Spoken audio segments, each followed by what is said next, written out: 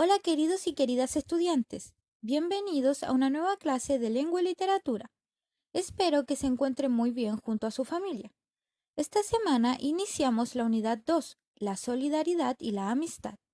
El propósito de esta unidad es que continúes desarrollando las habilidades de lectura, análisis e interpretación de narraciones, así como también trabajar la escritura desde la organización de ideas, oraciones y adecuación al contexto, todo por medio de la temática de la solidaridad y la amistad.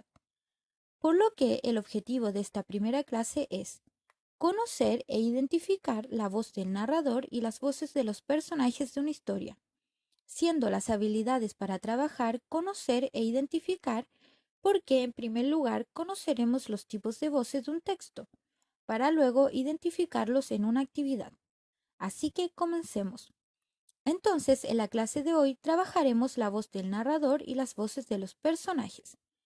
Tal como sabemos, el narrador es la voz que relata los acontecimientos de una historia. Para hacerlo puede adoptar el punto de vista del mismo narrador, como narrar en primera persona, o bien ser una voz externa a la historia. Por lo tanto, además de encontrar al narrador, podemos encontrar la voz de los personajes.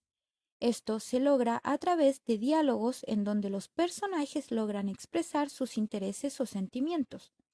Miremos el siguiente fragmento del relato El cuento del monje y el general de Jorge Bucay. Cuando uno de los aspirantes lo recibió en la entrada del templo, el general dijo: Dígale al maestro que el general Kitagaki está aquí para verlo. El discípulo entró en el templo y volvió a salir después de unos minutos. El maestro dice que no puede verlo, dice que no conoce a ningún general. Si se dan cuenta, en el fragmento leído se identifican dos tipos de narraciones.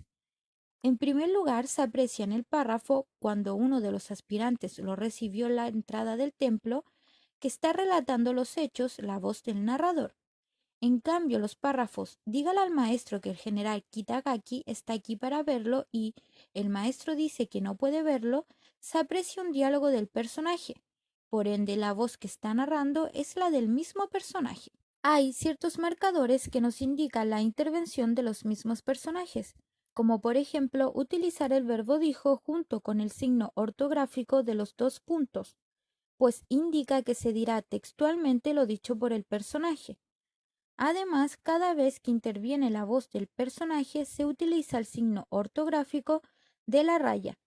Por lo tanto, a partir del ejemplo se puede decir que hay dos formas en las que el narrador puede incluir las distintas voces de los personajes: a través del estilo o forma directa y a través del estilo o forma indirecta. En el estilo directo, el narrador no se hace presente del todo, ya que los personajes son los que hablan.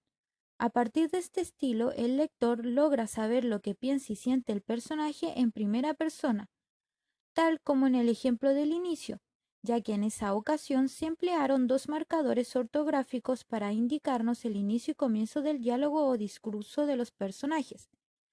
Entonces, por un lado, tenemos el signo ortográfico de la raya al inicio y final del diálogo. Si observamos el siguiente ejemplo, podemos notar que lo marcado en rojo es la voz del personaje, pues es un diálogo. En esta ocasión se utiliza la raya para mostrar el inicio del discurso y una raya para finalizarlo. A su vez, lo que está en amarillo representa al narrador contando la historia. Por otro lado, también se usa en el estilo directo el signo ortográfico de los dos puntos, el cual nos indica que comenzará a narrar la voz del personaje.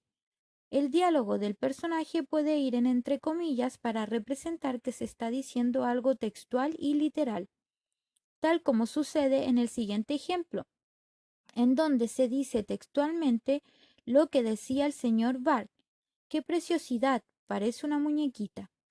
En cuanto al estilo indirecto, en esta forma el narrador cuenta con sus propias palabras lo expresado por el personaje. Para ello, introduce lo que piensa o hace el personaje con verbos como dijo, preguntó, mencionó, gritó, entre otros.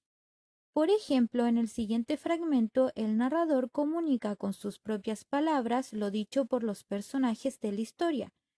Para ello, usa los verbos dice para mencionar que el hombre se despide y además utiliza el verbo responde para mencionarnos lo que hace el señor Demian.